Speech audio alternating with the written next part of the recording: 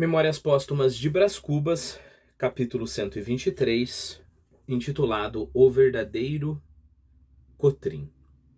Não obstante os meus 40 e tantos anos, como eu amasse a harmonia da família, entendi não tratar o casamento sem primeiro falar ao Cotrim. Ele ouviu-me e respondeu-me seriamente que não tinha opinião em negócios de parentes seus. Podiam supor-lhe algum interesse, se acaso louvasse as raras prendas de Nhan Loló. Por isso calava-se. Mas estava certo de que a sobrinha nutria por mim verdadeira paixão, mas, se ela o consultasse, o seu conselho seria negativo. Não era levado por nenhum ódio, apreciava as minhas boas qualidades. Não se fartava de as elogiar como era de justiça. E pelo que respeita a Nhan Loló, não chegaria jamais a negar que era noiva excelente. Mas daí a aconselhar o casamento ia um abismo. Perceba, quando o Cotrim fala o seguinte, o seu conselho seria negativo, o seu conselho, ele não daria o conselho, né? Ele não se responsabilizaria pelo caso, né? Eu não vou falar se você pode ou não pode casar com uma pessoa, quem sou eu para dizer isso, né?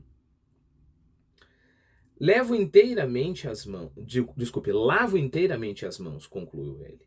Mas você achava outro dia que eu devia casar quanto antes. Isso é outro negócio. Acho que é indispensável casar, principalmente tendo ambições políticas. Saiba que na política o celibato é uma remora. Remora é um atraso, um impedimento. Agora, quanto à noiva, não posso ter voto. Não quero, não devo, não é de minha honra. Parece-me que Sabina foi além, fazendo-lhe certas confidências, segundo me disse. Mas em todo caso, ela não é tia carnal de Nhan Loló como eu. Olhe, mas não digo. Diga? Não digo nada.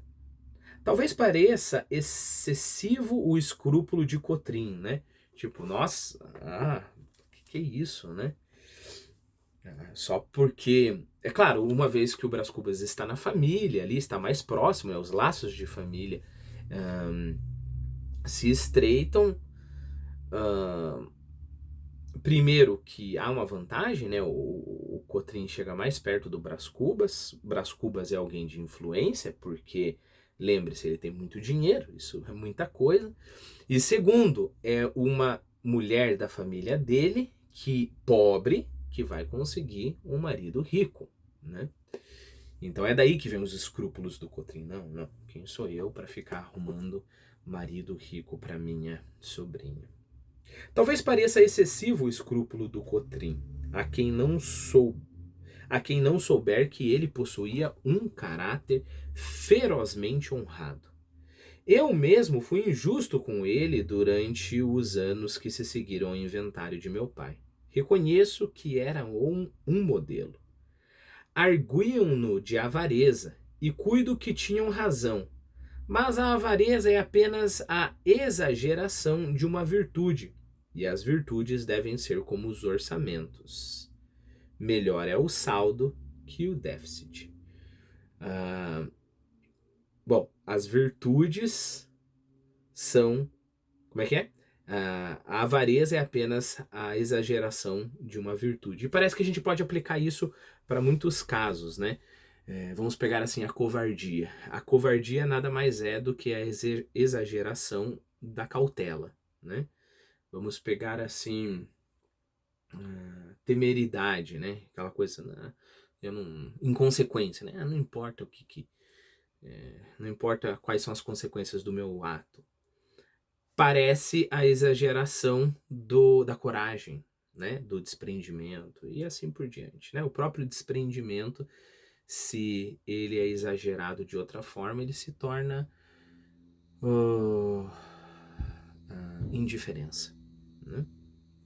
Assim como, sei lá, o cuidado exagerado se torna pessoa que cuida demais, torna uma pessoa possessiva e assim por diante, né? Mas é melhor ter saldo do que déficit, né? Como era muito seco de maneiras, tinha inimigos que chegavam a acusá-lo de bárbaro. O único fato alegado nesse particular era o de mandar com frequência escravos ao calabouço, donde eles desciam a escorrer sangue. Mas, além de que ele só mandava os perversos e os fujões, ocorre que, tendo longamente contrabandeado em escravos, habituara-se, de certo modo, ao trato um pouco mais duro que esse gênero de negócio requeria, e não se pode honestamente atribuir à índole original de um homem o que é puro efeito das relações sociais. Aqui nós temos uma ideia interessante, né? Então, o Braz está opondo aquilo que você é realmente, né, do que você adquiriu com o tempo.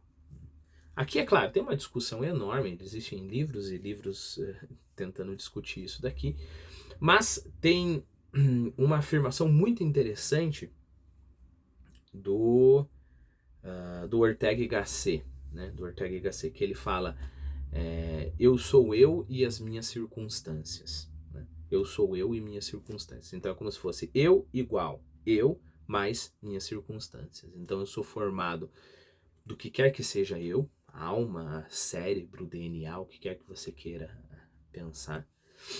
E eu também sou aquilo que acontece em volta de mim, que me influencia. Né?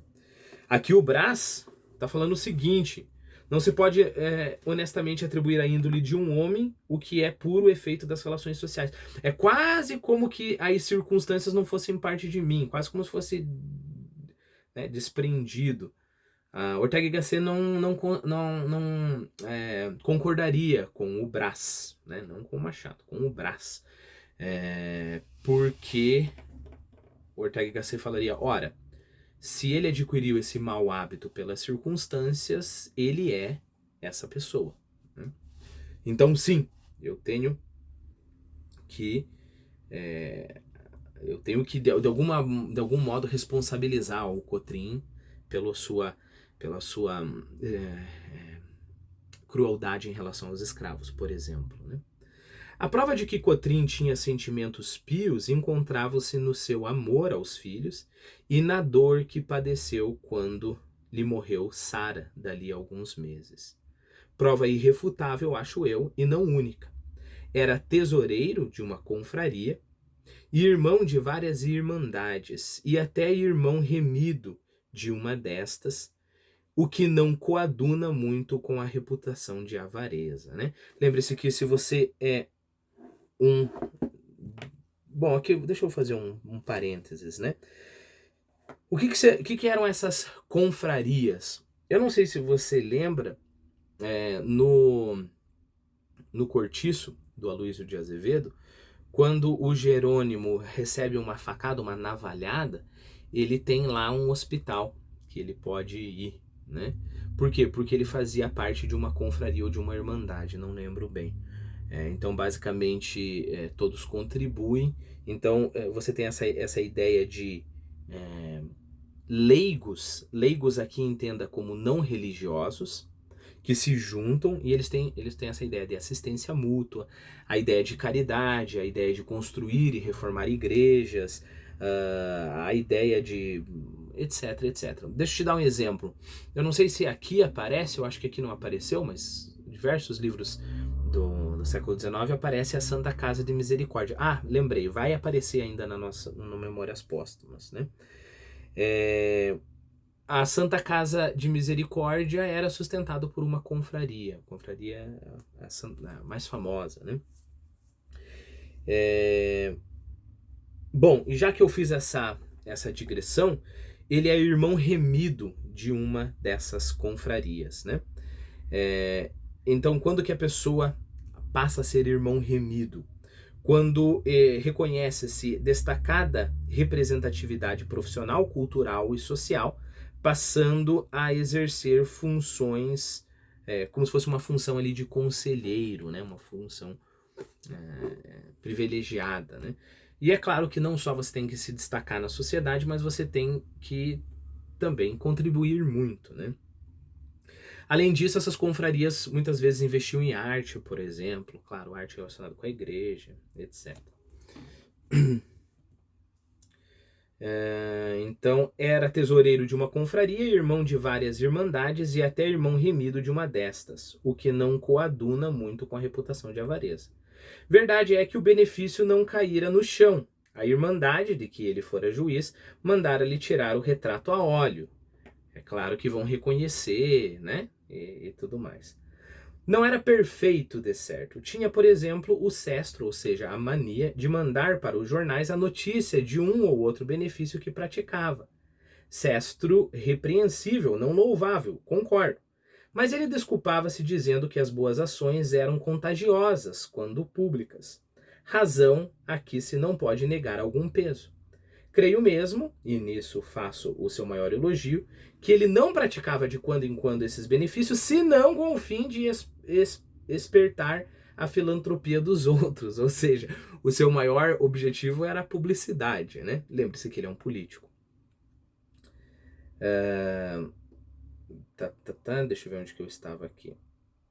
Dos outros. E se tal era o intuito, força é confessar que a publicidade tornava-se uma condição sine qua non. Ou seja, se não tem publicidade, ele não fazia caridade. Em suma, poderia dever algumas atenções, mas não devia R$1 a ninguém.